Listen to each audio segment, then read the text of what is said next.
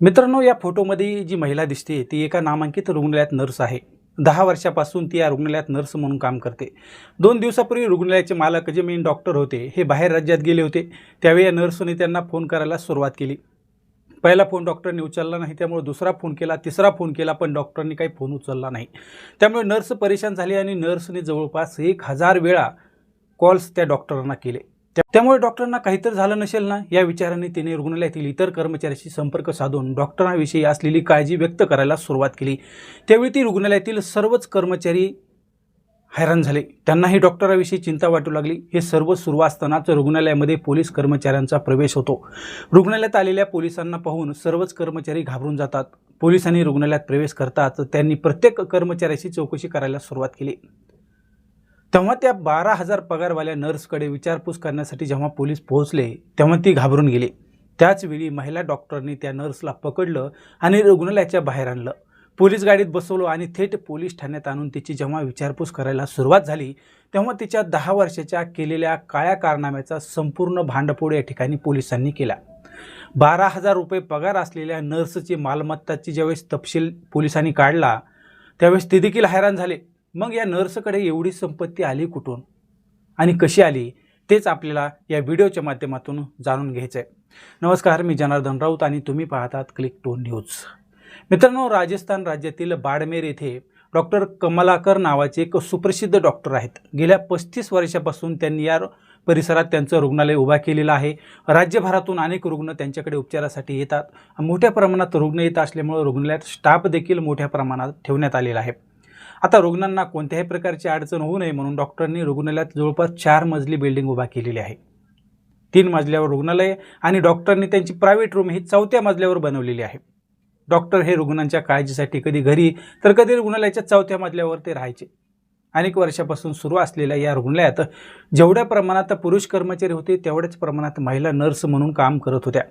प्रत्येकाच्या कामानुसार प्रत्येकाला पगार दिला जात होता. रुग्णालयामध्ये नर्सच्या जागा निघालेल्या होत्या. अंजली शर्मा नावाची नर्स ही 2016 मध्ये या रुग्णालयात आली आणि रुग्णालयात आल्यानंतर तिच्या अनुभवानुसार तिला रुग्णालयात नोकरी देखील मिळाली. 2016 मध्ये अंजली ही नोकरीला लागली होती. त्यावेळी तिला पगार होता 10,000 रुपये. त्या पगारामध्ये अंजली ही काम करण्यास तयार झाली. सुरुवातीला अंजली हिने सकाळच्या शिफ्टमध्ये काम करण्यास सुरुवात केली होती. सकाळी 9 ते 4 या वेळी तिची नोकरी सुरू झालेली होती. अतिशय मनमिळावू आणि सर्वांशी प्रेमाने वागणारी अंजली ही डॉक्टर कमलेश यांच्या कॅबिनमध्ये जास्त वेळ घालू लागली. डॉक्टर कमलेश यांनी देखील त्यांच्या कॅबिनमध्ये थांबण्यास तिला परवानगी दिली आणि त्यानुसार बाहेर थांबण्यापेक्षा अंजली ही डॉक्टरच्या कॅबिनमध्येच आता काम करू लागली. कमी कालावधीत अंजली हिने डॉक्टर कमलेश यांचा विश्वास संपादन करायला सुरुवात केली आणि 2 वर्षातच डॉक्टरने अंजलीच्या पगारामध्ये 1,000 रुपयांची घसघशीत वाढ केली. म्हणजे अंजलीला झाला होता आता 11,000 रुपयांचा पगार.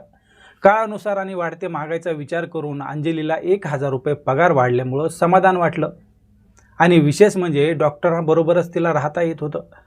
2-3 वर्षांचा कालावधी निघून गेल्यानंतर अंजलीच्या कानावर एक गोष्ट आली की रात्रीची ड्युटी केली तर अजून 1,000 रुपये तुला वाढून भेटतील. त्यामुळे अंजली हिने डॉक्टर कमलेश यांना विचारणा केली की जर मला रात्रीची ड्युटी मिळाली तर मी ती करायला तयार आहे.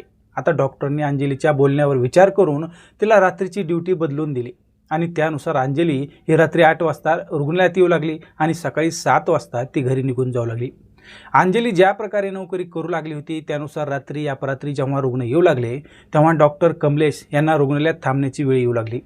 त्यावेळी याच संधीचा फायदा घेत अंजली हिने डॉक्टर कमलेश यांच्याशी जास्त जवळीकता वाढवायला सुरुवात केली. डॉक्टर कमलेश यांची 4थ्या मजल्यावर प्रायव्हेट रूम आहे. त्या रूममध्ये अंजली ही रात्री अपरात्री चहा घेऊन जाऊ लागली. अंजली ही डॉक्टर कमलेश यांच्या पत्नीपेक्षाही त्यांची जास्त सेवा करू लागली आणि प्रत्येक दिवस अंजली ही डॉक्टर कमलेश यांच्या जवळ जाऊ लागली. जवळीकता वाढवायला सुरुवात झाली. त्याचाच फायदा उचलायला अंजलीने सुरुवात केली. अंजली हिने डॉक्टरांना तुम्हाला रात्री जे काही लागेल ते मला सांगा, मी तयार आहे असं म्हणून डॉक्टरांनाच विचार करायला भाग पाडलं. डॉक्टर अंजलीच्या या शब्दाने हैराण झाले होते. अंजलीचा बोलण्याचा नेमका अर्थ काय या विचाराने त्यांना झोप लागली नाही. त्यावेळी अंजलीला दुसऱ्या दिवशी जेव्हा डॉक्टरने कॅबिनमध्ये बोलून घेतलं तेव्हा अंजलीने तिचे उग्र रूप दाखवायला सुरुवात केली. मी या रुग्णालयाची नर्स आहे, रात्रीची ड्युटी करते. तुम्ही मला तुमच्या प्रायव्हेट रूममध्ये बोलून घेता आणि माझ्याबरोबर काय काय करता हे जर मी सर्वांना सांगितलं तर तुमचे रुग्णालय आणि तुमची प्रतिष्ठा मातीत मिसळून जाईल. तुम्हाला रस्त्यावर यायला उशीर लागणार नाही, अशा प्रकारच्या शब्दाने ज्यावेळेस अंजली बोलत होती त्यावेळेस डॉक्टर कमलेश तर हैराण झाले. काहीच न बोलता ते रात्रीची वाट पाहू लागले. रात्र झाल्यानंतर डॉक्टर कमलेश यांनी त्या अंजलीला त्यांच्या प्रायव्हेट रूममध्ये बोलवून घेतलं. तुला माझ्याकडून काय पाहिजे, विनाकारण रुग्णालयाचं नाव बदनाम करू नको, असं म्हणताच अंजलीने तिच्याकडे डॉक्टरांचे काही प्रायव्हेट फोटो होते ते त्यांना दाखवले.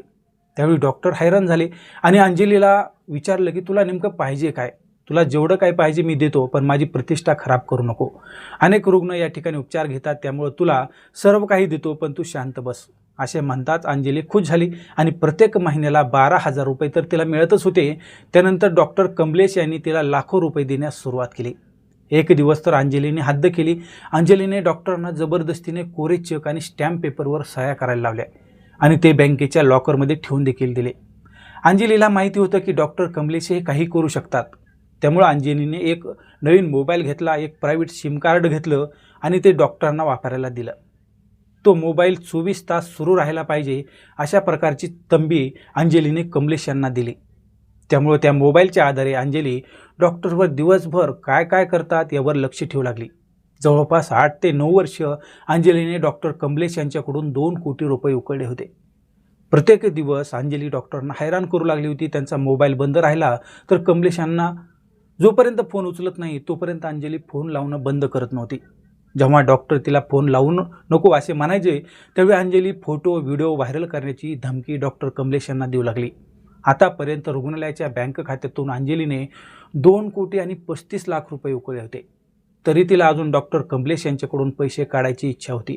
मात्र 21 जुलै 2026 रोजी डॉक्टर हे काही कामानिमित्त गुजरात राज्यातील अहमदाबाद या ठिकाणी गेले आणि त्या ठिकाणी गेल्यानंतर अंजलीने दिलेला जो मोबाईल होता त्यांच्याकडून तो बंद झाला.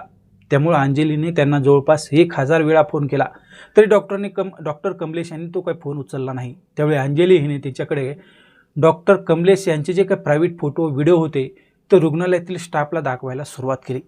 त्याचवेळी सर्वजण हैराण झाले आणि एका कर्मचाऱ्याने तोच व्हिडिओ तेच फोटो डॉक्टर कमलेश यांना मोबाईलवर पाठवून दिले. तेव्हा डॉक्टर मात्र हैराण झाले. ज्या गोष्टीची त्यांच्या मनात भीती होती अखेर तेच समोर आलं होतं. डॉक्टरने आता अंजलीचा सर्व कर्माचा भांडाफोड करायचा निर्णय घेतला. त्यांनी बाडमेर या ठिकाणी पोहोचतात पोलीस ठाणे गाठले आणि त्या ठिकाणी अंजलीच्या कारनाम्याची आणि आत्तापर्यंत ब्लॅकमेल केल्याची सर्व माहिती दिली. त्याचबरोबर 3 ते 4 एप्रिल 2025च्या रात्री अंजली ही डॉक्टरांच्या घराबाहेर झोपली आणि घरात येण्याचा हट्ट धरू लागली. ही संपूर्ण घटना ज्यावेळेस CCTVमध्ये कैद झाली ते फुटेज देखील डॉक्टरनी पोलिसाकडे आणून दिले. आता डॉक्टरनी तक्रार दिल्यानंतर बाडमेरचे अतिरिक्त पोलीस अधिकारी नितेश आर्य यांनी तात्काळ रुग्णालयात धाड मारली आणि तेथील कर्मचाऱ्याशी विचारपूस केली आणि अंजली हिला तात्काळ त्या ठिकाणी ताब्यात घेण्यात आलं. पोलिसांनी अंजली हिला ताब्यात घेतलं तेव्हा तिनं सांगितलं की माझ्यावर जेवढे काही आरोप झाले आहेत ते सर्व खोटे आहेत. डॉक्टर त्यांना वाचवण्यासाठी खोटं बोलत आहेत. मात्र ज्या प्रकारे अंजलीने डॉक्टरचे प्रायव्हेट फोटो व्हायरल केले त्यावरून या प्रकरणाचा पोलीस आता शोध घेत आहेत. अंजलीला ज्यावेळेस ताब्यात घेण्यात आलं तिच्याकडून 17,000 रुपये देखील जप्त करण्यात आले. डॉक्टरांच्या तक्रारीवरून आरोपी अंजली हिला अटक करण्यात आली असून पुढील तपास सध्या सुरू आहे. यामध्ये दोघांमधील संबंधाचे स्वरूप आणि ज्या परिस्थितीत ब्लॅकमेलिंग खंडणी वसुली झाली त्या सर्व बाबींची सखोल चौकशी पोलीस करत आहेत.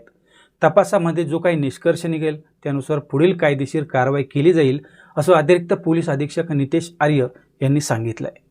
मित्रांनो, लक्षात घ्या, या प्रकारामध्ये तुम्हाला काय वाटतं? डॉक्टरांची बाजू खरी असेल की नर्स अंजलीची बाजू खरी असेल?